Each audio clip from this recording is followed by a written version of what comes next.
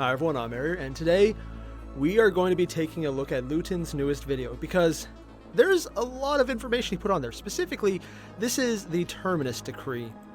The Terminus Decree, the end of the Emperor and humanity. It's a bit of Luetin's Warhammer lore speculation. Now, I'm specifically doing this because there's one little aspect of it. Like, he went into a lot of detail, and I would highly recommend checking out the video itself. There is a link down below to the original video he did as well. That's not the reason I'm doing this video. Well, partially the reason. I want to do this video because it brings up some interesting implications that I believe he missed. Not because they were things he didn't think of, but because they didn't quite fit in the orientation of his video, so he didn't go over them.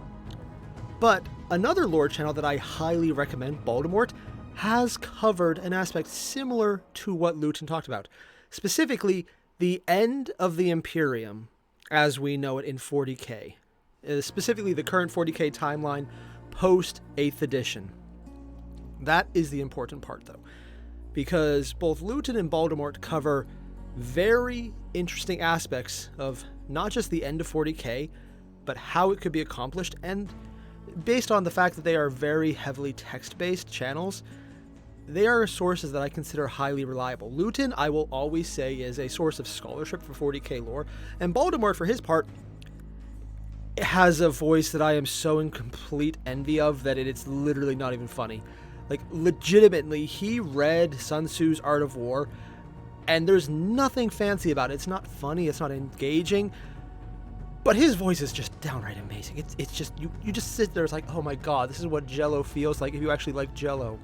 I know that's a horrible example, but that is exactly how it feels like. It's just smooth and creamy. Wait, that's not Jell-O, that's pudding. We're going to pretend I actually remember there was a difference between Jell-O and pudding. Thank you very much. It has been widely speculated that the Terminus Decree contains orders to kill the Emperor sitting atop of his golden throne, and thereby releasing him from his psychic prison. Now, this is what I want to talk about. Specifically, the Terminus Decree, as Luetin said, is killing the Emperor to let him be free. And he goes over multiple options, some of which I will actually show more of. The one he mostly goes over is based on the Emperor maybe coming back as perpetual, or the other option was coming back as a god, but he'll give more detail on this one. And allowing his subsequent rebirth. It is then assumed that he would of course become the salvation for humanity. Depending on which school of inquisitional thought you may subscribe to, you may know that many believe the Emperor does not exist anymore within the Golden Throne, and that the psychic sacrifices are there simply to power it, as well as keeping the Astronomicon fueled. I would like to mention what he just said about options of the Inquisition and how they're impacted. That's actually a previous video he's done where he went through the different dispositions of the Inquisition itself. And again, another video I would recommend watching just because the amount of detail he puts into his lore breakdowns is humbling. The Emperor himself has already departed his physical body and now exists only within the warp, waiting to be reborn. Thus the idea of the Now, Star until Child. Recently, the Terminus Decree was considered to be an absolute last resort. Given, though, the dire state of affairs the Imperium has found itself in during the final days of M41, right there. The prospect of using this potentially destructive force has now been given serious consideration. And this has been attributed to the technically current Supreme Grand Master of the Grey Knights one, Kaldor Drago. Had to be in now, there. Drago became the current Supreme Grand Master when the Demon Primarch Mortarion of the Death Guard Legion killed the former. Drago was able to banish Mortarion into the warp by speaking his true name. Alright, now I wanted you specifically to hear that part because I'm very much simplifying what he talked about.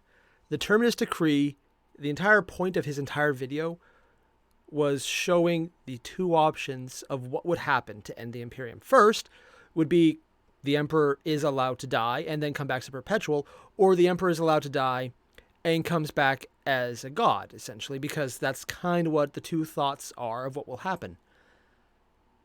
Or the third option is the Terminus Decree is unrelated, and the fourth option would then be the Terminus Decree is actually saying, fuck it all, it's too far gone, fuck chaos, we're going to just turn over the table and destroy everything.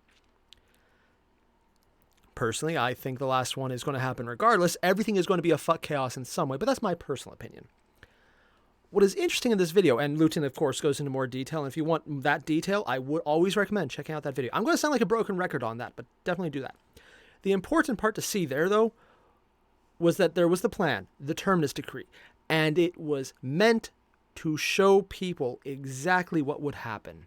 Also, I'm going to turn the music back on. I like it. It's exactly to show people that there is a plan that happens that is meant to kill the Emperor. Sort of. To give a little more idea of what that would be, we're going to look at one of the options. Not the perpetual one, which I think is interesting and fascinating because he is known to be a perpetual, but he's been slain by a perpetual killer, which I still doubt the hell out of. But the other option, that he is becoming a god, which is semi-established because there was the figure of the Emperor Angelic. There was the summoning of him in the one of the Psychic Awakening books that I cannot seem to remember the name of. There's the one with the sisters and most of the Chaos Legions, actually. Yeah. That is implying that he's becoming a god because he has an avatar of the Emperor that could be summoned through an entire planet of Psychers who were then put down after they won. Yeah, that was weird. Next up, though, I want to show you Baldemort's take on this, specifically from his video, The End of Warhammer 40K and the Cicatrix Maledictum.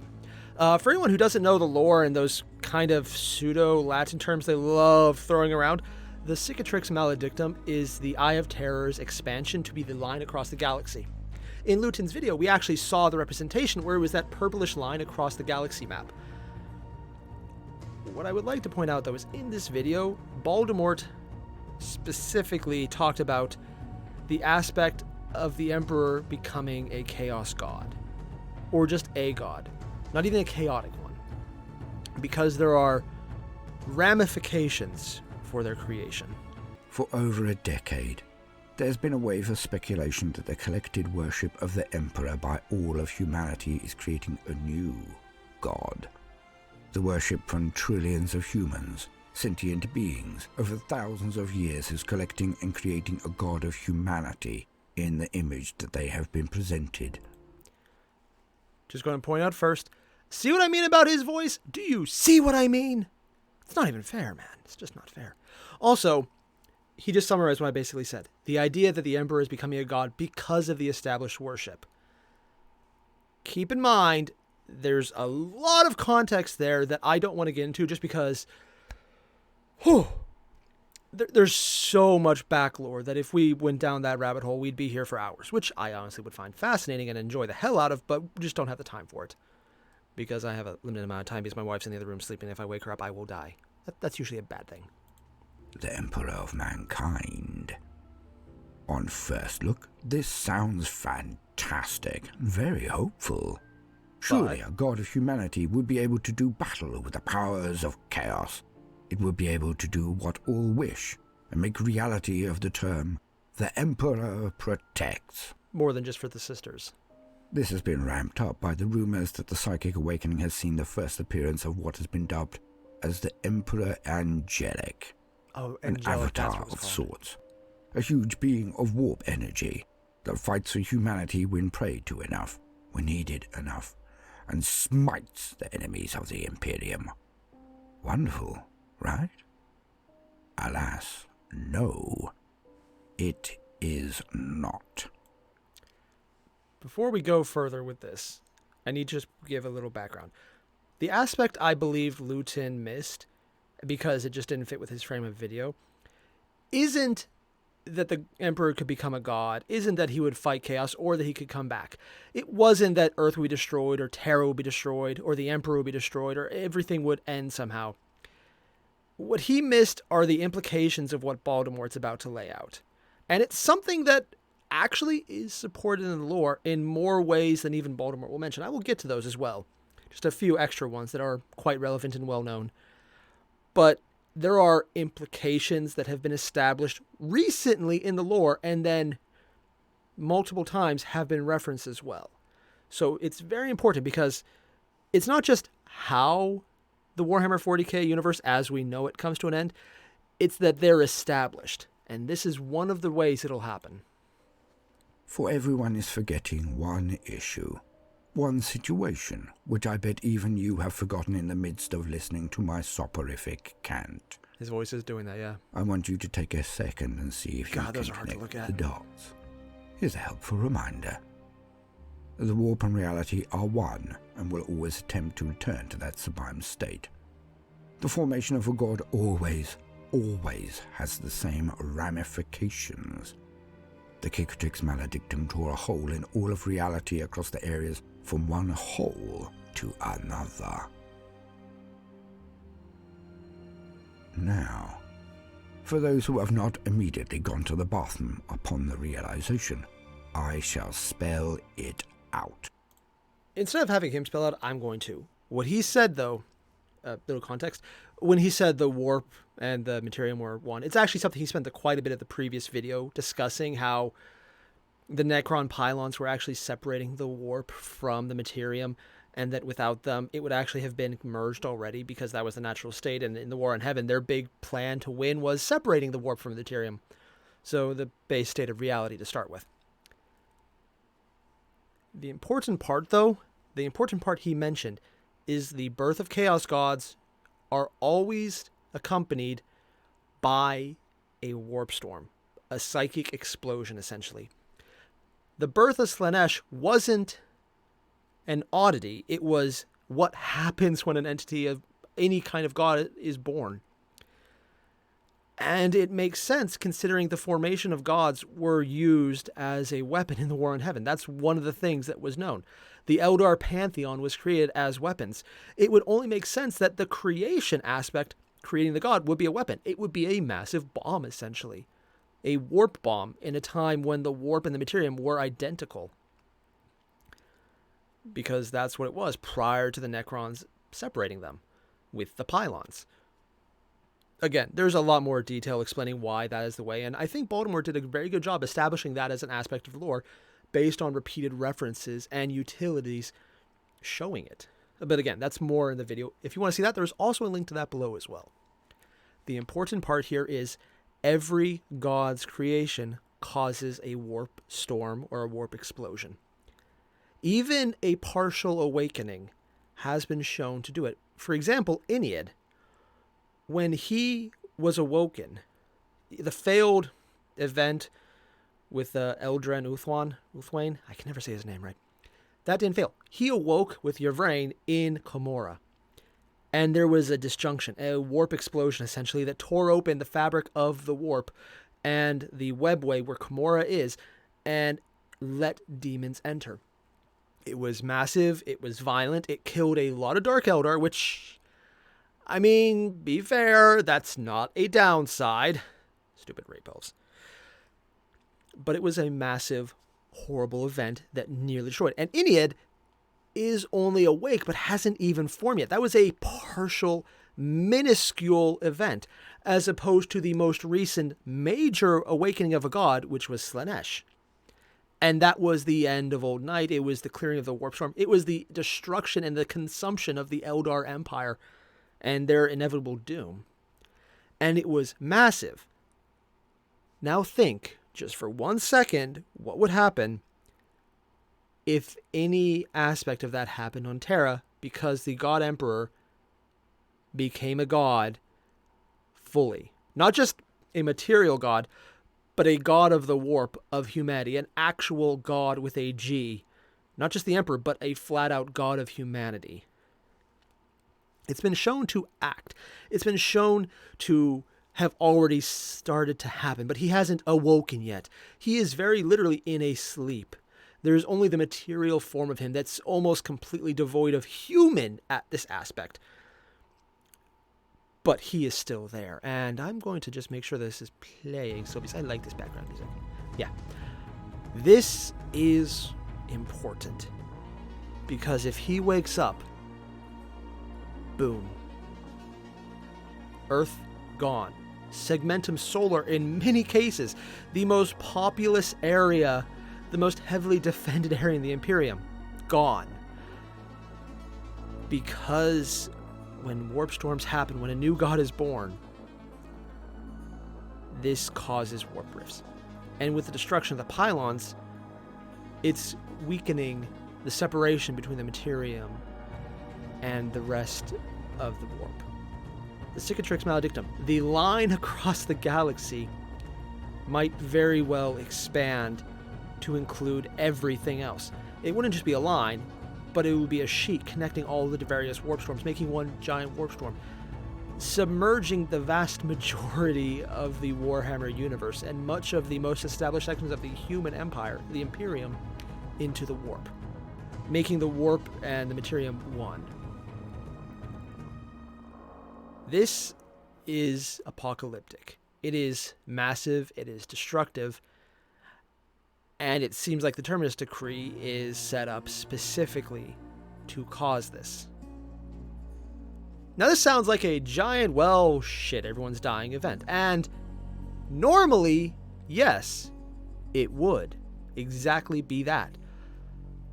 But I'm going to now reference something that is a little dated now from the end of the 8th edition lore. And yes, I still find it weird saying 8th edition as the previous one. It's weird since I started playing 40k in 8th, and yeah, it feels weird. But in 8th edition, the Ranadandran, I'm probably butchering the name, but the name the Eldar, specifically the Craftworld Eldar, have given to their end time. The prophecy changed. In the Black Library, for anyone who doesn't know, the Black Library is the name that GW has also taken for their literature series, along with the name of the Craftworld, sort of. That is where the space clowns, the Harlequins, have their base. It's the source of all knowledge, the repository of all knowledge, and it contains a book of prophecy by the laughing god, Sheogorath, whose name I always butcher and end up saying Sheogorath, because Skyrim is everywhere. That guy, the freaking clown god of clown murder, that's actually a very fitting description of him. He wrote a book with prophecies telling how the end times would happen. And in the written GW lore, it changed. Specifically, it's said that the end time prophecy that Sheogorath, the clown god, had written changed. Not that it was retconned. They said it was one thing, and then after Ennead was born, it changed to show that there would be one last jest. Slaanesh would lose power fighting to save the Eldar.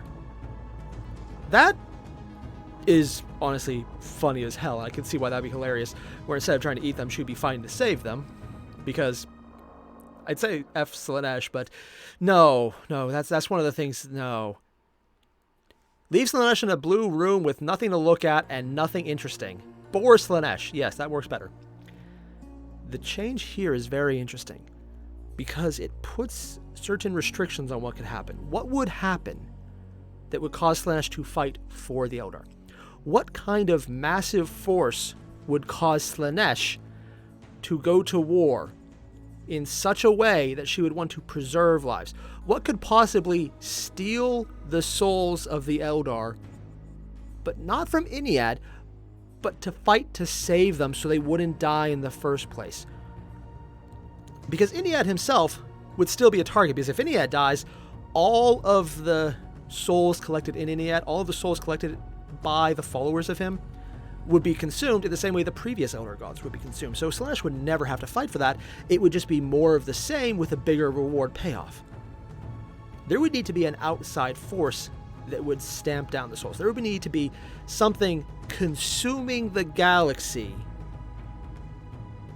maybe even casting a shadow in the warp that mutes its influence. Something unnatural to the Milky Way. Okay, I think I've beaten around the bush pretty obviously at this point. Yeah, I'm talking about the Tyranids. They are ultimately one of the biggest threats. Not because they will eat all life, but because the shadow in the warp would impinge the collection of souls. Would it do it a lot? I don't know. It's one of the things that actually I don't think has been explored, what the shadow in the warp does to the Eldar. It's not something I know any lore on very much. I know they have fought the Eldar before. I don't really remember any lore actually referencing what happened to the Eldar souls. Like if they had the soul gems, yeah. It's just one of the things I'm actually curious to find out more about. But based on what has been said about the lore of the Shadow in the Warp, it is basically a blanket, suppressing it. Not to the extent of the pylons in the Pariah sector the Necrons are using, but more of a muted no field, as opposed to the ha ha ha ha no at all field the Necrons imposed through technological usage. Let's go with that. What would happen if the end times in 40k involve that? Well, Slaanesh would want to fight the Eldars, not because she wants to save the Eldar from the Necron, but because she wants the stake on their soul, rather than whatever the hell would happen after the Necrons eat them. I mean, I'm not even sure what they do with the metaphysical aspects. They eat the biomass. Do they consume the soul too? I don't know. That would be absolutely even more terrifying than the Necrons are. No, not the Necrons. The Tyranids already are. And I'm actively trying not to think about it because it kind of scares me a bit. Why am I bringing this up when I'm talking about the Terminus Decree?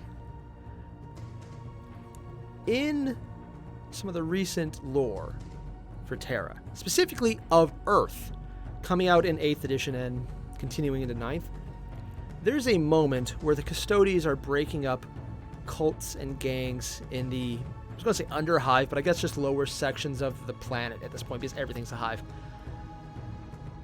Where Trajan Valoris, the Captain General of the Custodies, goes into the vault of the cultists after they've rooted them out, and he sees a mural in the back. And while I cannot describe it nearly as well as the book does, because this is one of the more beautiful sections of writing in 40k, what he sees is a representation of the Great Devourer coming up and consuming Terra. And we already know the Necronomicon, let's just go with the Golden Boy himself, that the Emperor, because of the Astronomicon, God, I can word. The Astronomicon is a beacon that they see, that they are searching to eat, because it's big, it's bright, it's shiny. They're basically going all full moth on it. And they will consume it, because for the same reason consuming Sanguinius' body on Baal might be honestly batshit terrifying. We'll see what the Tyranids would do with that biomass. But the same would be true for the Emperor, who is there. This is important because it shows the Tyranids are a threat. They are involved in the end times because of the Rhododendron, and because the Emperor knows. The Emperor knew. In one of my previous videos discussing the nature of time in 40k and how it interacts with the warp, and how certain aspects of society were shaped by foreknowledge because of the vagaries of time and how it's been established in the warp. Previous video, I did a lot more work on it to build up and show my case there. Essentially, the Emperor had an idea what was coming in the future, and he knew the Tyranids were coming. He also knew chaos was going to consume things, because that's just what they do. Those were some of the most obvious examples that would not change. These are things that would happen. Now you look at a bomb on a timer that they can set off anytime they want. Do you see where I'm going with this? The Tyranids act as a dampening field. They will separate any psychic emanations from most of the warp. It would dampen it, make it harder. Not stop it, not like the pylons, but it just, I guess chills is the most effective word I can think of at this time. It's a terrible word. It doesn't represent exactly what happens at the slightest, but it's close enough to reality that I'm just going to go for it. What would happen if the Emperor became a god, caused that eruption, caused the massive psychic explosion while within the field of consumption, while within the shadow of the warp? I don't know, but I'm assuming it would kill a lot of Tyranids.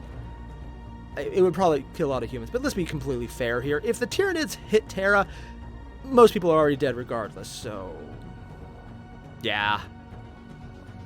But that is what the Terminus Decree is going to be used for. This is obvious in hindsight, because the Rhododendron has changed to indicate Slaanesh fighting the one force that could threaten its domain over Eldar souls. Take them away. That would be the Tyranids having an interaction. That would be the Tyranids wiping out Slaanesh's source of Eldar play toys to eat. Which, while a really bad metaphor, is also completely literal. Slaanesh wouldn't be fighting to save them. It would be fighting to save its chew toys from the big kid on the block who's trying to take the chew toys. This is establishing that the Tyranids are there. Because Trajan Valoris saw the mural, he saw the target, he saw the cults. The cults only happen when the Tyranids are on their way. The Tyranids are established. And the Terminus Decree, which has been in multiple Grey Knight codexes and mentioned multiple times, including Kaldor Drago. Wow, I cannot speak today. Because he's involved, you get to see that this is what they're leading up to. The Tyranids will reach Terra. They will, not sure win or not, that really depends more on the story as it plays out, but the Terminus Decree will be enacted. The Emperor will be killed by his own hand, essentially his own plan, and it will trigger the warp explosion of him becoming a god, because that would wipe out Chaos, or at least the Tyranids. Chaos is a side effect at this point.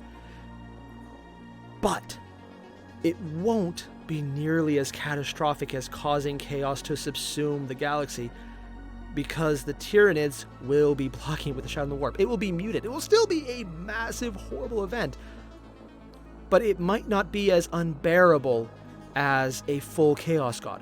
It's taking it down from the level of the birth of Slaanesh, which caused the Eye of Terror, which caused the destruction of the Empire and the consumption of all souls within. It will take it down to the level of Iniad's birth.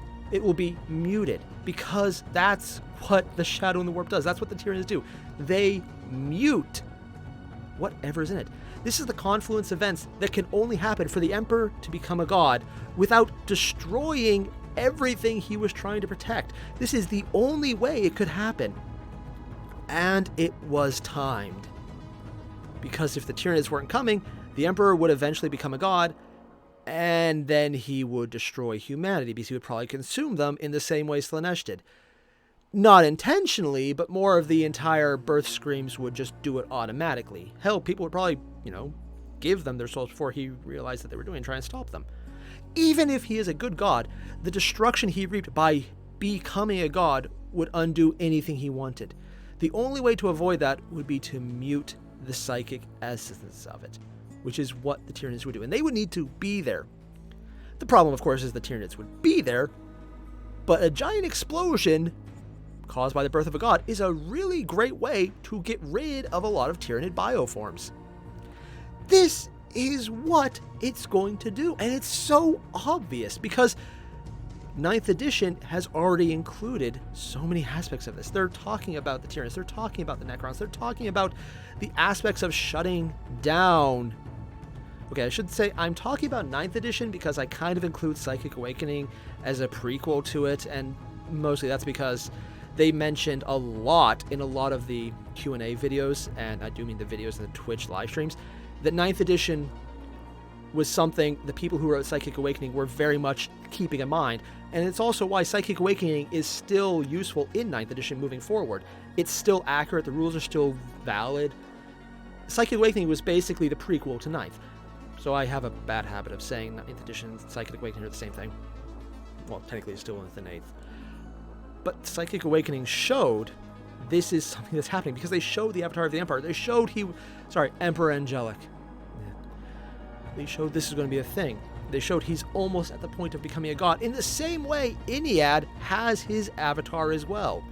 But the Emperor hasn't had that explosion birth. I realize that that's a terrible, terrible phrase. And if I see any art showing that, I'm going to probably just... Oh, God, I regret saying it that way. Oh, wow. Yeah. That was not a good choice of words. My mind has betrayed me on that.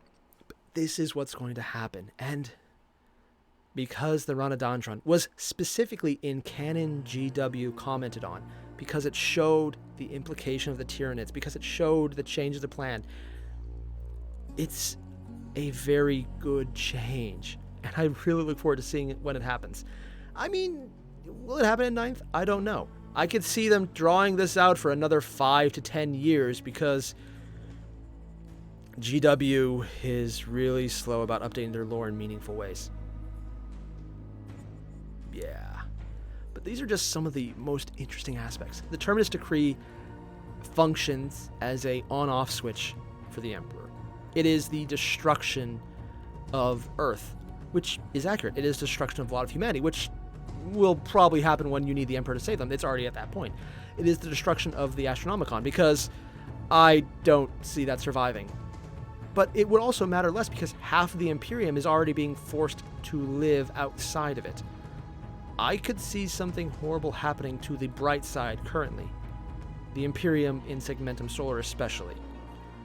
But more than anything else, this is so much something that has been established by canon lore, not just in the past and drawn forward, but in the remnants of 8th edition. It's also why I think they're dropping back to the Indominus Crusade starting in 9th, because they don't want to move too far forward just yet. They want to get all the factions in who came around. And I'm really looking forward to seeing how they move the story forward, because we're probably going to find out a lot about different aspects. And it's going to be fascinating, because much of Psychic Awakening happened during the revival of Rebute Guilliman. Not during the Indominus Crusade, not during the Plague Wars after. It happened early, and then the story moved forward. It's been jumping around.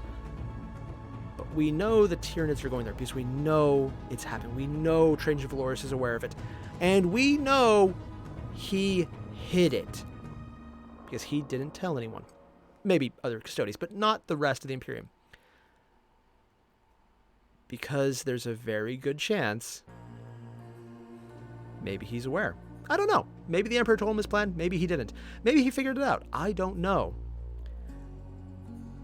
But it's so obvious because the signs are all leading up. It's actually a good bit of writing, and it's shown in canon to be likely that the Tyranids are going to reach there. Because, of course, eventually the Tyranids will reach everything. That's just how their massive swarm is going right now. It's actually kind of inevitable at this point.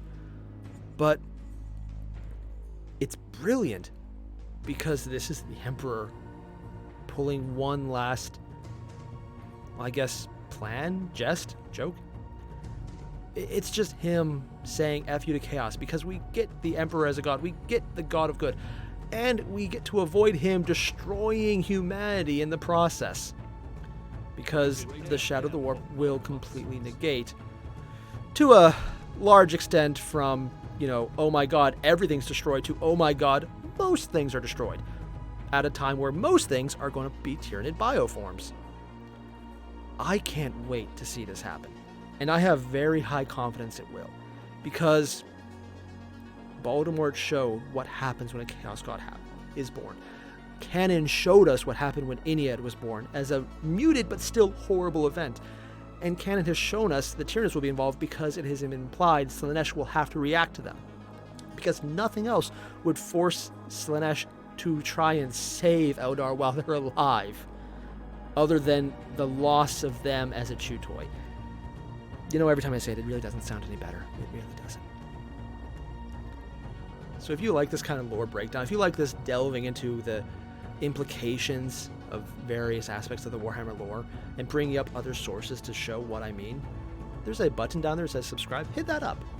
Because, yeah, I really like doing this. I'd love to see more of it happen. And if you really like the sources I'm using, there's a link to both Luetin and Baldemort's videos down below. Watch them in their entirety. They have so much more information, and they're so incredibly detailed. At least on Baldemort's side, he also does some amazing bits of fiction that he wrote himself, and they're just mind-blowingly good, and I love his entire voice. I am so jealous of his voice. It's not even funny. It's like, seriously, that is just perfect narrator voice. Oh, God, it's just so damn good. And, of course, Luetin is an absolute scholar of 40K. He is the literary equivalent of every reviewer, every critique, every awesome amount of scholarship put into literature. His just happens to be Warhammer based, which he has 30, almost 40, oh god, almost 40 years of writing to pull from, and he does an amazing job on it. Hit them up. And if you like this video, next to that subscribe button, there's a thing called a bell. Yeah, that button, you know the thing most people ask you to press? Don't. It's useless. YouTube ignores it. You don't actually get notifications. If you want to be notified whenever I go live like this or I do another video, there's a link down there to my Discord. Hit that up. I will warn you, it's my Discord. If that hasn't scared you away, hit the button. Otherwise, run for your life. It's more humor like mine. Yeah. So at this point, though, I'm actually just going to pull up the chat, and we're just going to have a discussion about what you guys think, because I really enjoyed doing that last time, so I'm just going to incorporate it here. What do you guys think? If you have any questions you want me to ask, write them in the chat right now. I'm going to pull it up.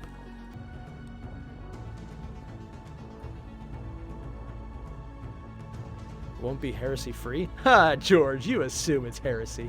Everything is heresy. 28 people. Ooh, 20 people are watching. Nice. I have no idea how many people are watching right now. I'm trying not to watch because I get really, like, stage fright. Oh my god, 5 people are watching.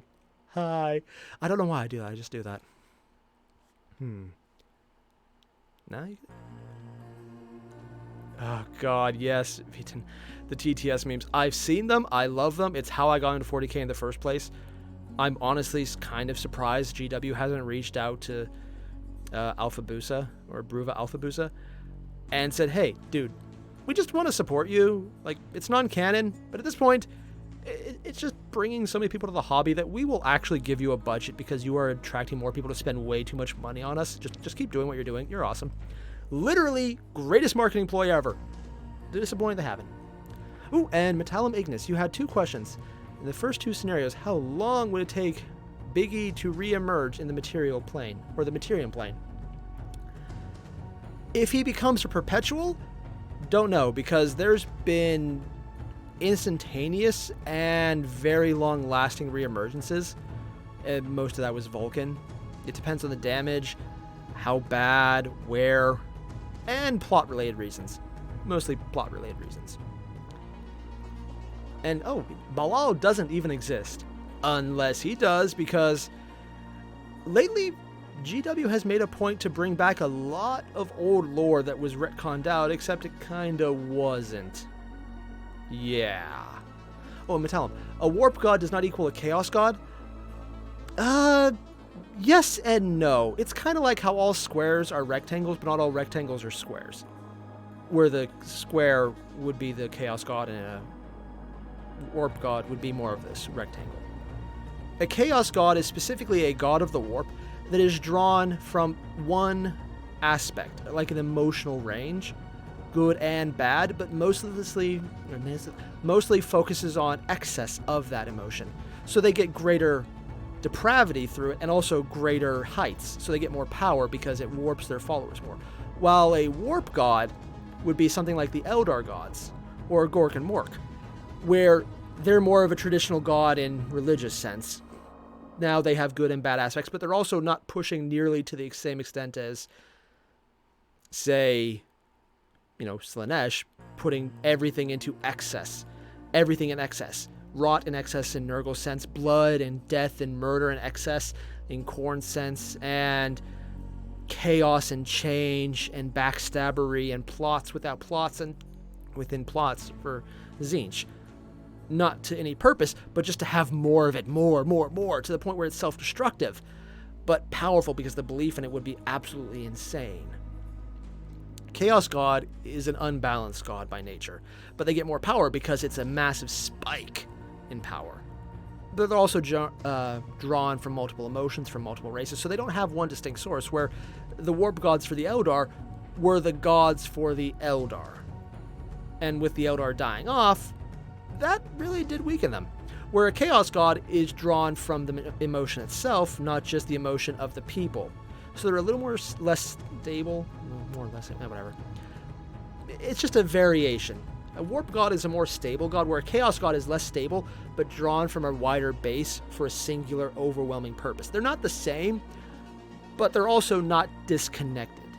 It's interesting, and I could probably go an entire video showing the variations of it.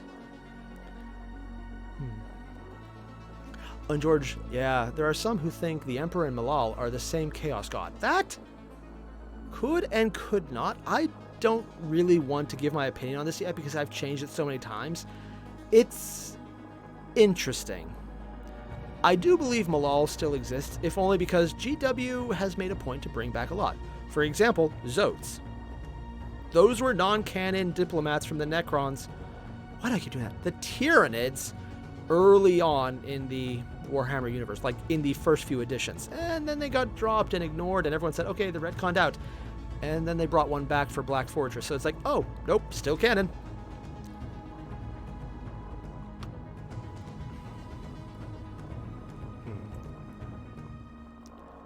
Okay, so let's see. So, Vidan, you said more forcefully, the ecclesiarchy is enforcing a state of religion. It's more accidental than anything. Yes and no. Again, I've mentioned a previous video I did where I established how time travel is, maybe not time travel, but time awareness foresight is established within the 40K universe. The Emperor always insisted on not being a god, but he knew that was failing because there were, well, space marines at this point, Sigmund, for example, who became a religious figure or a believing figure in the Emperor. He knew it would happen, and I would personally speculate that he had had that happen to him in the past. Okay, we know it had happened to him in the past. The last church established that the lightning god that the priest worshipped was actually the Emperor. It's not unusual for him to be worshipped. It's probably, I mean, I wouldn't be surprised if they said, oh yeah, by the way, he was Zeus. Because at this point it just kind of fits. But more importantly, it's sort of odd. It's not hard to believe that without the Emperor telling everyone and forcing everyone, I'm not a god, people are going to think he's a god, because he kind of does play up the god aspect. Bigger than life, more powerful, doesn't really stay dead, being a perpetual, being immortal, literally swinging in on a giant golden set of armor, warp powers that look like magic. He doesn't do the not god aspect well. He doesn't play it down. He really doesn't do himself any favors there. But he could very well have seen what would happen. It wouldn't even be hard without foresight, and with foresight he would know. He might have been fighting against it, but once that became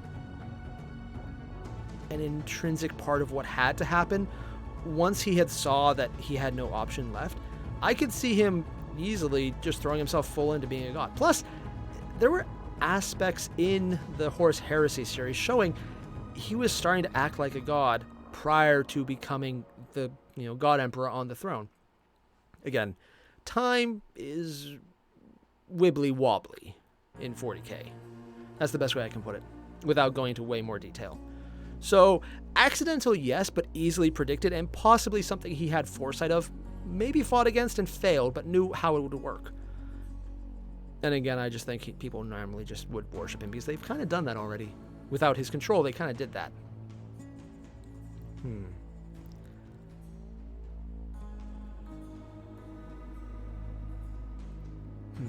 Metallum Ignis, is it a built-in security system? I don't know. I don't know, because it could also be that the people who would not have had that ingrained need for faith would have been the people killed in the Iron War against, the Men of Iron in the previous apocalypses of humanity. So it could be a matter of culling at this point. I don't know. This is one of the things. Is there an actual need, or does it just happen that the Emperor resembles a god so much on his own activities despite what he says? Okay, definitely the second one, always the second one, but it could also be the first two, and I just don't know if it's both or one of them. Shape of the Nightmare 40K describes the theory at best. I actually haven't seen this one, Drake, so I'll have to go check it out. Shape of the Nightmare.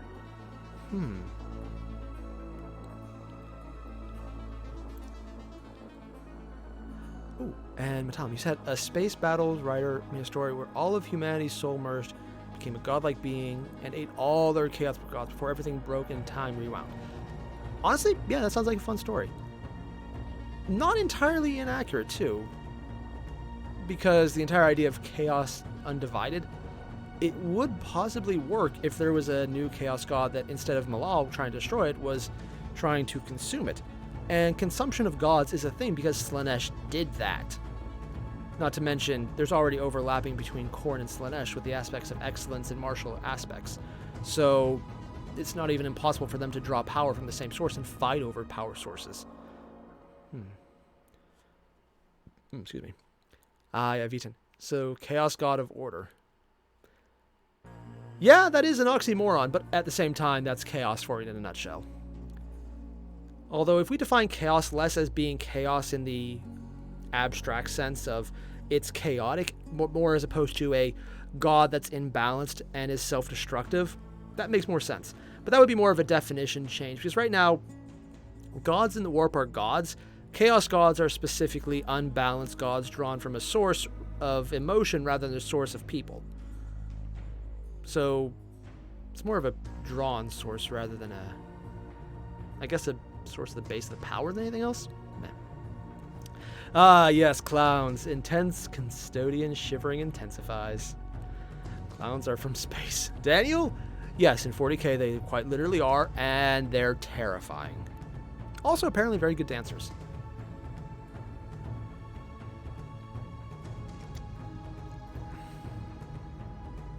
Oh yeah, Sandman by Neil Gaiman. I wouldn't be surprised if the writing in 40K, when it goes to the book of prophecy, is a reference to Sandman, because 1, Neil Gaiman's British. 2, there are a lot of things 40K writing has drawn from other sources. And before you say this is a little obscure, maybe they want to steal something so obviously, I'd like to point out Sherlock Obi-Wan Clouseau is a canon character in 40K. Yeah. 40K Theories did an entire 4th of July joke video on him. The joke is he's an actual character from Rogue Trader, but still is, a giant ticking time bomb of a copyright claim by Disney at this point, so probably best not to talk about it too loud, because Disney will sue the pants off of them for it. And by pants, I mean, it would be GW getting fucked so hard, Slanesh might be saying, okay, enough. GW and lawsuits. Not so bad. Disney and lawsuits. Yeah, run. Just run. Vitin. Yeah, Slanesh being forced to preserve the Eldar. Yee. And yeah, I kept saying Necrons, didn't I? I mean Tyranids, I say Necrons, I don't know why. They're not the same, they don't look the same, they don't act the same. I don't get it, I just keep doing that. Oh, Metallium Ignis. If defying destiny is your destiny, it's truly inescapable. To be fair, that's actually a bit of a non sequitur here. The Fake Grand Order character Gilgamesh, the writer Nazu, the guy who created the entire franchise at this point, said that every servant has one rule they can break. It's what makes them powerful and what makes them interesting and what makes them go against history and enough to become a character of legend, a servant. In Gilgamesh's case, he specified the rule he breaks is that he can only break one rule. So he can basically do anything. For example, his destiny to be the best at everything, he can fuck it up. That's his power. It's an outside lore, and it might actually have been thrown away because it was just something the authors said. Well, actually quite a few years ago now. But I just found that interesting. Nobody expected the Tyranids. Yes. Wasn't that great when I was talking about how it was like this great force that nobody could expect? Yeah, definitely the Tau. They're definitely the Tau. The Tau are definitely the biggest threat in all of the galaxy. Because they have those freaking cool Gundam mechs, and I'm like, I'm not tempted to start a Tau army or anything. It's not like I have a bunch of Tau shield drones or anything because I got them, or nope, definitely not that at all. Or like the fact that the Tau shield drones are the only thing a flying base is actually good with. I'm not salty about that. I'm not salty at all. It's not like they keep breaking on my bikes for the custodies or anything.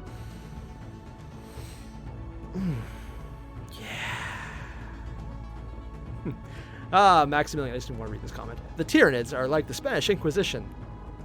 I never would have seen that composition coming. Oh, God. Ooh, Victor. The pure clone of Fulgrim. The Imperium needs a fabulous hero. You know what? That's one of the things I've thought about. I can see that happen because Trazyn has it. And he's literally the Necron equivalent of mine. Moin. Okay, I'll trade you this thing that's not mine now for more stuff that's mine. One second, I move my leg. There we go. Sorry. I usually have a bad habit to sit on my legs, and then they kind of go numb, and there's the pins and needle feeling. Oh, that is not pleasant. Some telling use. Let's see. Oh, and Drake, so you mentioned that the Necrons have the power to turn people into pariahs via sucking the psionic link to the warp. The humans become blanks. Sort of. I thought they actually took blanks who were already there, and then they made them into pariahs, not just humans in general. I'm pretty sure it was the people who were turned into pariahs, like the Necron pariahs, were already blanks to start with. They technically were removed from the game, but it's one of the things I could see coming back, just with more lore going forward. Oh, and Metallum, you mentioned you're curious though. What would it be like to be soul-eaten? Do you cease to exist? Are you still aware in an endless void, or in an infinite labyrinth made of intestines? It is Slaanesh. Honestly, the way it's described is it's less consumption and more being absorbed into an aspect of the god that consumes you, in the same way that a demon is a part of Slaanesh. The Tyranids, or not Tyranids, the various souls are consumed, become tied to their power. Toys, playthings of them. They might still maintain their consciousness, but if they do, that's more Slaanesh's choice. It's like being a block in a Lego tower. You're still the block, but you're part of the greater whole. The difference is you're now dyed pink, and if the greater whole wants to destroy you, you can be. So it's not really like being a block in a Lego tower at all. Yeah. How much self-awareness is kept? Don't know. But knowing Slaanesh, they probably would like to keep you self-aware because it's more fun that way. Yeah. It's sublimation rather than annihilation. And considering you'd be sublimated by something really bad, you probably would prefer annihilation. Yeah. Ooh, McKnight. Or MacKnight. Greetings from Fenris.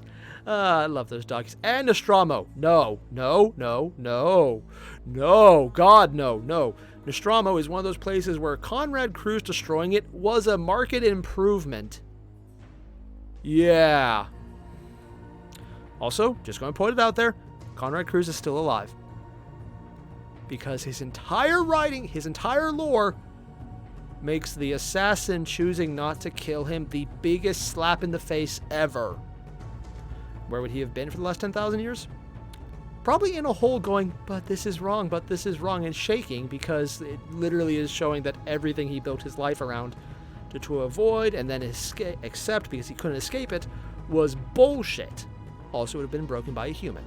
A purely normal human. Okay, it was a Calidus assassin, so purely normal doesn't really count, but still a squishy mortal human. And I just find the irony and the absolute WTF in there is amazing. And yeah, sure, I'm not just saying this because I would love to see a redeemed Conrad Cruz, because out of all the Primarchs, he is literally one of the most evil to start with. And also, just I just want to see it, and it would make the most lore sense, because it would be the most deliciously ironic that the guy with foresight was so absolutely wrong it broke his mind. Virus bomb a hive fleet. Drake, I think they actually have tried that. I'm pretty sure they did try virus bombing the hive, and it worked up until it didn't. At this point, the fact is, hive fleets just get worse the longer they go, which also might finally lead to GW releasing more models for them. Yeah, seriously, the Necrons have got more love, and I don't just mean in Indomitus, I mean prior to that, they got more love. They got a model. Tyranids kind of get fucked over. Like, oh, well, on the other hand, in the new book, the Carnifexes can have wings now. That's just, when I say book, I mean the pamphlet for when you build them, Carnifexes with wings. Yeah. How long before we have an entire army of hive lords or swarm lords with wings? Or like you have a swarm lord, you'll have the hive tyrants with wings, you'll have Carnifexes with wings, and you're just like, okay, here's my giant pile of you die. Have fun. Yeah. Carnifexes with wings, my ass. Oh yeah, socialists are coming. Getting bombarded. Actually, do not care about season 4, damn it. Wait, there's a season. Oh yeah, that's what the ad was. I didn't read it. I don't play Fortnite. I kinda suck at it. I'm used to games where it's hit scanning, where you pull the trigger and then the bullets hit, or they're so fast that it's about that. Mostly from Destiny and other games. And then there's Fortnite, where the bullets go very slow. And we're not accurate. And I'm like, no, fuck this shit. Yeah. Oh, yeah, and Ignis getting bombarded with ads midstream. Yeah. It's a good thing I never did that. See, it'd be hilarious if I could trigger an ad right now. And there's a way I can do it. I just don't remember how, and I don't really care to learn. So Drake, fuse with the Silent King. Honestly, there are some theories that there are relations between the Necrons and humans. And personally, I like these theories. I'm not sure if they're accurate, but I would love if the entire aspect is the Necrons wanted to basically change what they are at a fundamental level, and that's what started the war with the old ones, because the old ones could do it and refused to. They refused to cure all of the, super cancer that made the old ones kind of assholes, and made the Necrons a dying race, that race built around dying. I would find it amazingly funny if the Necrons got their wish and humanity was the result. It's like, okay, this is what would have happened if the old ones had listened to you. You would have been human. One, because I just find that fun. And two, it's just a giant FU to the Eldar. Because they're losing multiple times, not just to the Necrons, but to the humans.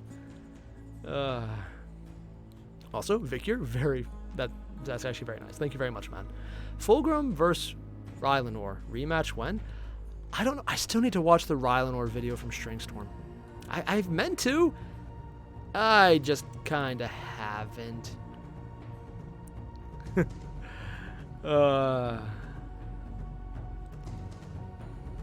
Would YouTube Premium be a business write-off? Actually, George, if I did and I do more videos like this, yes, it would. I mean, right now, internet's a business write-off. It's also the biggest one because I do it. But yeah, technically it counts. That would only be if you're in America, though. I'm not sure what other countries would have for tax laws, so yeah, God, no, I have no idea there. Yes, well, everyone is playing 4D chess. He's playing 10D chess. And then, of course, there's Korn in the background playing checkers and flipping the board because he doesn't care. Because, let's be honest, he's not the planner. Although Korn is actually pretty good about doing plans when he wants to. And even though he hates psychic shenanigans, he has used it when he really is pissed. It's like he's honorable until he's losing. Yeah.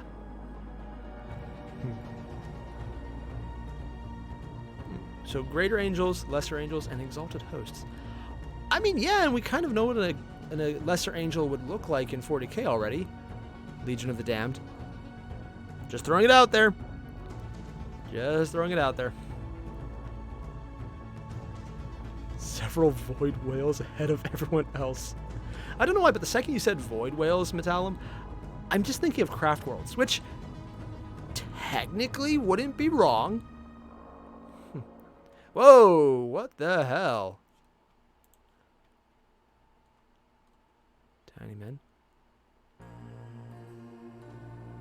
At this point, TTS is canon. Oh, God. Honestly, it's kind of funny because TTS started its run well before 8th edition, and a lot of their just jokes kind of happened. And I just find that hilarious as all get out.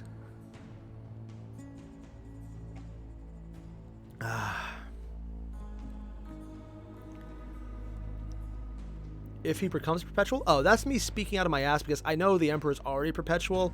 He just, kind of died on a perpetual killing blade that Horus had, but that's kind of one of those things I'm a little hesitant on. There's lore about the Emperor creating perpetual killing shards that were made into swords. And then there's the anathemas that could kill anyone. And it's... I don't put much stock in that, honestly. If anything, I think GW would treat a perpetual killing sword as just doing enough damage in a certain way that it forces the perpetual to regenerate and come back after such an obscenely long time that for everyone else it's practically dead. Not actually dead, just you'll regenerate, but it's going to be so many thousands of years later, it won't matter. Don't know.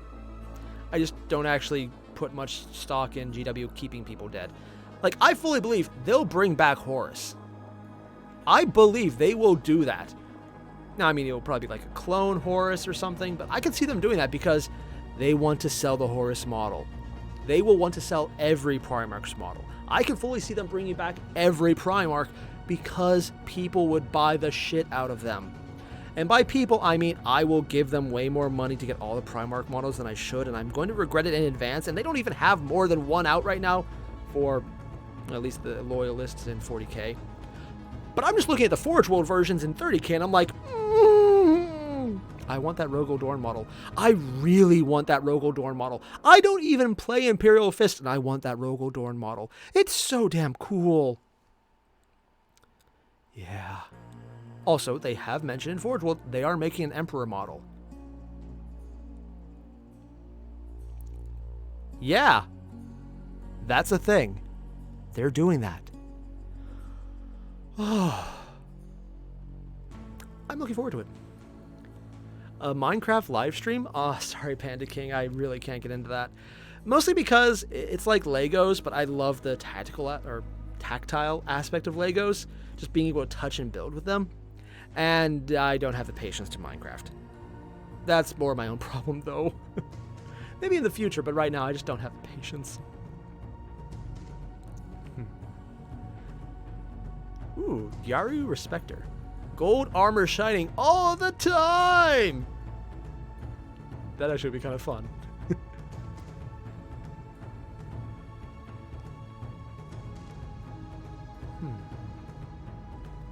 Oh, so let's see, Viton. You said about the Eldar gods. Cain, for example, can give bloodlust and lust for combat.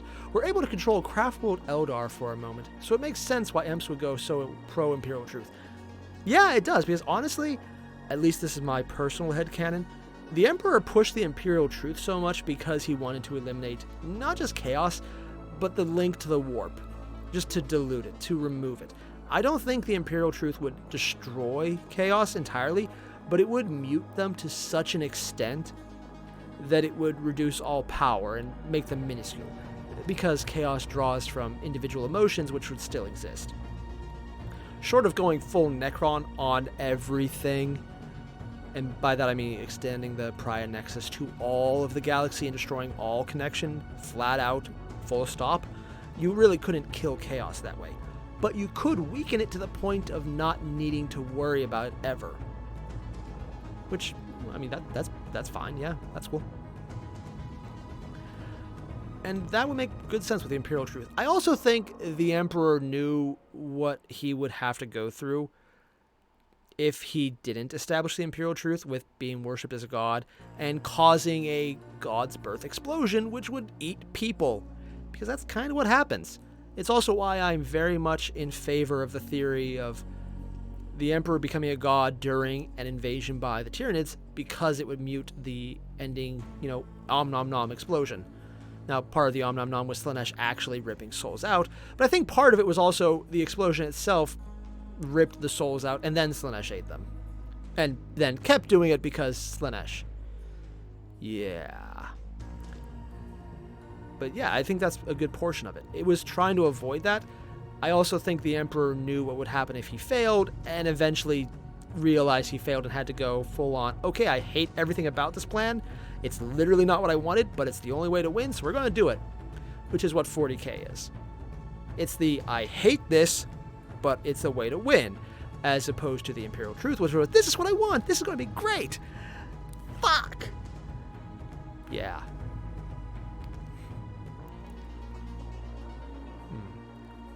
Because even benevolent God would strip mankind of its freedom, not to mention that in the Airier books it's implied that most Eldar gods schemed against each other.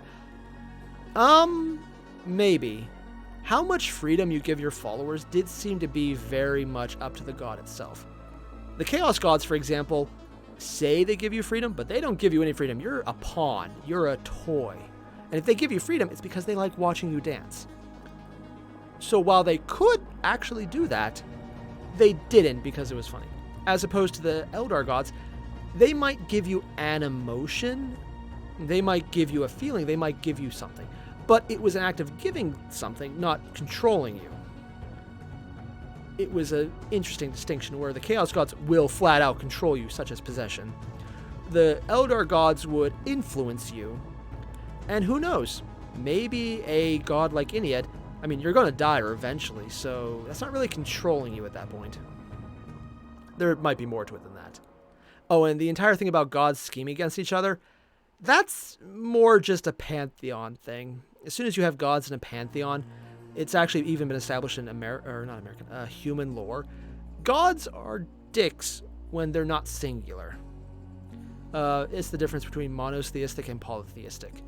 Monotheistic is I am, where polytheistic is I am going to fuck everything up. I'm looking at you, Zeus. I'm looking at you. And I meant that in multiple ways. If you don't know anything about Greek and Roman history when it comes to their religion and the polytheistic aspects of Zeus, there's a meme showing the problems in Greek mythology without Zeus, and then with Zeus, and there's very little problems without Zeus. Zeus! I cannot speak today. Yeah, Zeus had a lot of problems not fucking things up. And that is a very, very intentional word choice there.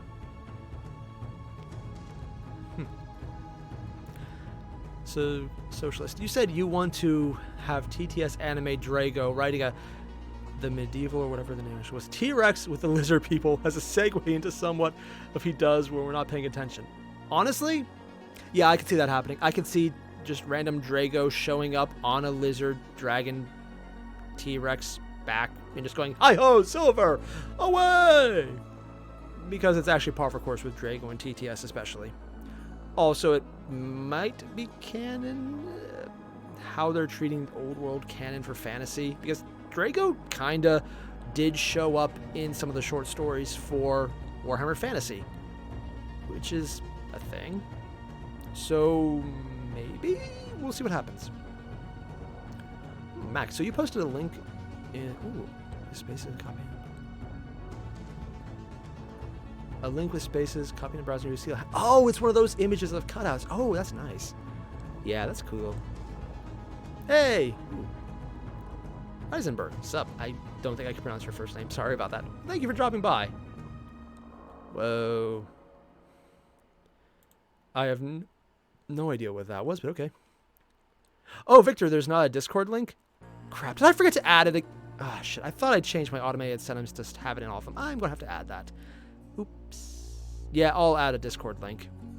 If not, I have one in the comments section or like the community section of my just main page, so you can find it there. Oops. I don't know why it hasn't done that. So Metallum. Cloning has an interesting effect on the soul in 40k. So the clone of Horus might be the OG Horus before corruption, or a shard of... Okay. And to be fair, canonically, it has been mentioned Horus's soul was shattered well before the Horus heresy. When he was sent in to do his favors for the Chaos Gods, he shattered his soul, and each of the Chaos Gods still has a portion of it. The one I'm mentioning in particular is Khorne has a shard of Horus's soul that is always fighting and trying to earn its favor, but it will be continually fighting forever in just not even the service of Khorne, but just for Khorne's amusement. He'll just be fighting against demons eternally. But that'll also be a version of him that he has, but is actually still pretty uncorrupted, because he's still just there fighting against it. He might be within the control of Khorne, but that's actually a version of Horus that would be safe. Because honestly, that's, compared to the other three, actually a more preferable outcome, at least for Primarch. Yeah, the other three I'm not going to comment on because, yeah, but they also canonically do have shards of Horus's soul as well. Because that was the thing. Yeah, don't want to think about what that means. And I definitely don't want to think about the corrupted demon Primarch Fulgrim coming across Slanesh when she's playing with her Horus shard. Really don't want to think about that. Yeah. No. Ooh, so Slothasil. Oh, Sothasil. Ooh, 1. Nice reference. 2. Oh, you vote for a laser raptor from Kung Fury. Oh, God. I don't even know what that is, and I'm loving it. And Crow. How to fix the Greek pantheon. Tell Zeus, I cannot say his name today. Zeus to keep it in his pants. Yeah, that's probably why he wore a toga. Just putting it out there. And Metallum, technically the sensei imply Emps pulled a Zeus multiple times. Yeah, actually they would. That is literally what the sensei imply. Also, more reason why I keep saying I won't be surprised if it turns out Zeus is another alias of the Emperor. Just throwing it out there. Vitin, when it comes to the sensei, though, not being canon, I don't put much faith in GW actually making anything non-canon. I could see them just not touching it for a long time, but I could see them actually never making anything non-canon, including the stupid things that really should be canon nowhere. Like a certain book named Inquisitor, which is painful and badly written, and yeah. Oh, so back night, the link isn't working? Well, I do have a current working link on my channel. I'll add a link to this as soon as I finish the stream. Yeah. Otherwise, if you ever want to join up Discord, though, the best way to do it is just go on to my community page. I put links there all the time, and they're set to never expire. Until they do, in which case, well, that sucks. I don't think they do that. Kung Fury? I should react to it? I know I've heard of it, but yeah.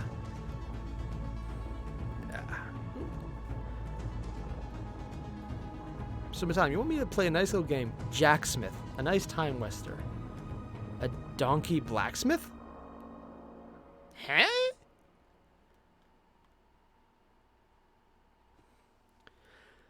And yeah, Calix, so you said it's pretty implied, at least in TTS, that the Emperor was basically doing his own thing early on. It was basically Jupiter and Zeus. Yeah, basically. Oh, and Vitin, you're so proud you gave me PTSD about Inquisitor. Thanks. You really didn't have to. But they did.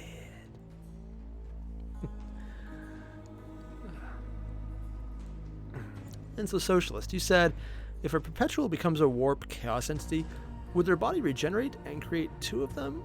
Or the god would be the OG body? Huh. Or would there one a god and one the OG body? I don't know. It's entirely possible as well that this could only happen to a perpetual if their actual body was killed, because maybe their perpetual nature would rip them out of the warp. Don't know. And that's fascinating, and I would think we'd actually find out more about this in the coming narrative, just because I have a feeling we're going to find out more. Ah, yes, Ian Watson, the sewer goblin extraordinaire. Slothasil, yeah. He wrote some things that were... Yeah. I'm just going to leave it there, because if you know what I'm talking about, you probably don't want to, and if you don't, stop looking. Don't look it up. Just please don't. It's like that mix of, you can tell this person could be a good writer, but then other times, someone should go to horny jail. Let's just put it that way. Metallum Ignis, if Emperor was Zeus, who was Hera?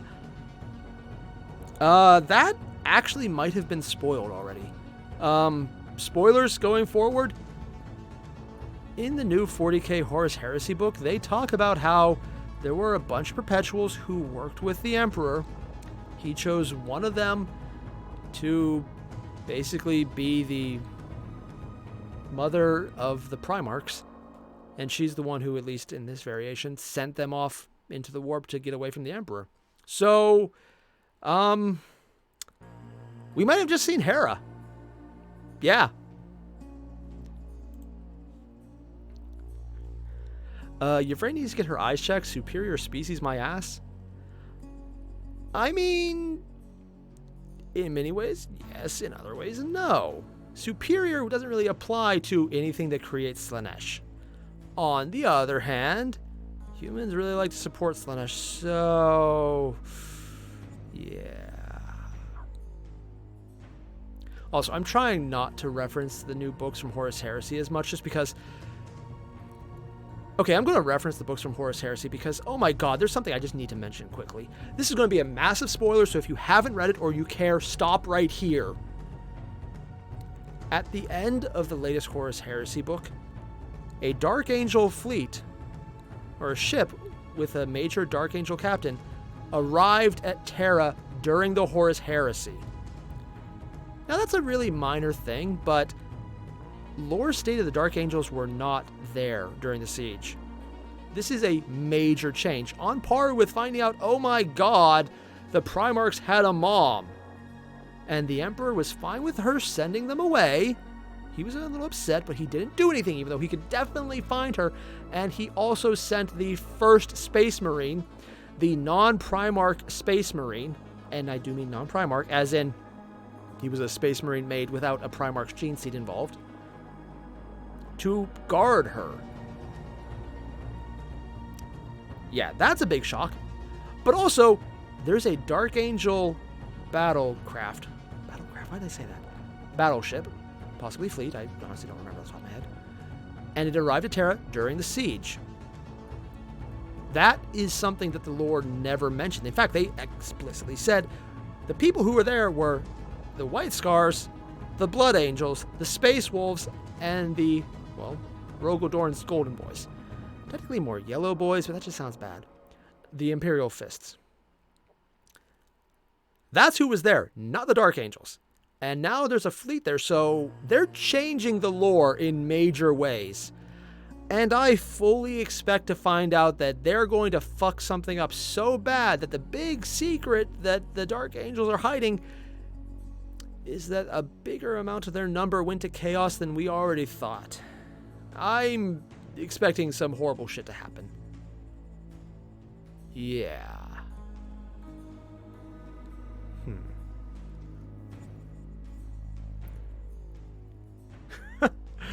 So let me get this. Gyaru Respector. I have no idea if I'm saying your name right, by the way.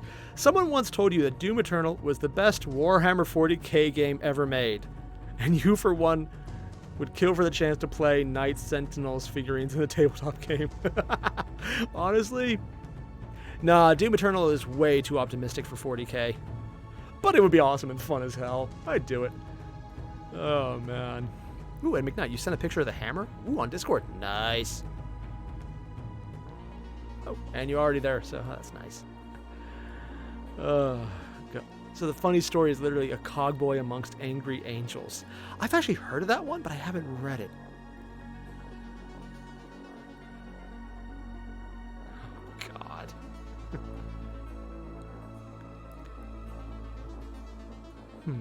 So Sotha Sil, you assumed it was the one left on Molech? Oh, you mean the Shard of Horus? Actually, there's a lot more shards. I think they did canonically say there was at least one shard with each of the Chaos Gods, possibly more. But that also implies that there's more left. Also, just going to randomly throw it out there. Sanguinius kills Horus. Yeah, throwing it out there. Just throwing it out there. I fully expect when the Horus Heresy series completes or gets further along, we will see the angel will fall into the Black Rage completely. And I do mean the Black Rage. He will kill Horus and attack the Emperor. And then whatever shambling remains of Horus are left will snap out of it and try to save Emps. Calling it now. Will this actually happen? Oh, I doubt it. Would it be awesome? Yes, but also partially because it would cause so many people to have a WTF moment and have absolute rage fits that I'd find it hilarious. I might be embracing my inner Nuxtaku saying that, but yeah. So this will. Have I read Imperium Ascendant? I started to, and then I accidentally deleted the tab and I forgot where I was at. Yeah, I need to fix that. Oh, and there were about 4 salamanders during the Siege of Terra, if you recall. And 3 came with Vulcan. Oh yeah, V10, because technically Vulcan did arrive. I honestly forgot about that. Yeah. I don't know why I forgot. Which is weird, because... Yeah. Yeah, I don't know why I forgot that. Because he brought the hammer. Yeah. So, Nicholas Jennings, if I could be part of any Space Marine chapter, what would it be? Probably the Ultramarines, honestly. I just like the Roman aesthetic. After that, it would probably be the Salamanders, minus the entire burning ritual-y thing. Probably Ultramarines. I know, I'm basic like that, but I actually really appreciate their aesthetic, their attention to detail, their orderliness. It's actually the reason I like playing them, because I like the Roman aesthetic. It's not nearly as prevalent in a lot of the models from 40K, but in 30K you get to see it. It looks really cool. And then they did the Primarch model, and it's like, no, it's not. But then you see some of the other models, and it's like, I want these in 40K. Actually, they have an old Forge World model that's basically sword and board Ultramarines, and they can very much be used as proxies for the Blade Guard veterans, and I'm going to do this now. Yeah. Oh, hell yes. Oh.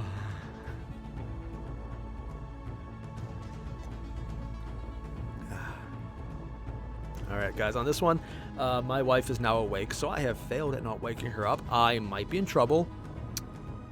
Yeah. But I'm going to ask her one last question, because this one actually got my interest. So Metallum Ignis asks, if I could replace a Chaos God and take control of their domain and change however I want, which one would I? Personally, you want to replace Corn Metallum? Honestly, in terms of just enjoyment, probably Tzeentch, because that would be the most fun, just to play around and scheme.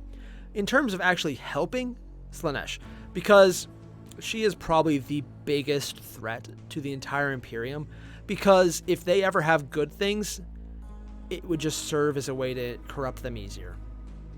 Everything else can be kind of controlled. Slaanesh is, you can't have good things. You literally cannot have good things, ever, because eventually it will warp you into a Slaanesh follower.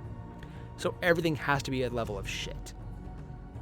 Replacing Slaanesh would just be the best thing possible for the entire galaxy. Yeah. Nicholas Jennings, is the TTS Sicarius accurate to canon? No, he's actually probably one of the bigger alterations, because he's actually much more serious in canon. Everyone else, some degree of accurate, actually. Sicarius is probably one of the biggest deviations. That said, I love it, and I love how they portray him, and I actually like the character a whole lot more because of it. I love that they have him in there. Now, if you don't mind, I'm going to go make sure my wife is not upset that I was loud and rambling, because, yeah. I'm in trouble. Thanks for watching, everyone. I'll see you guys in the next one. Adios.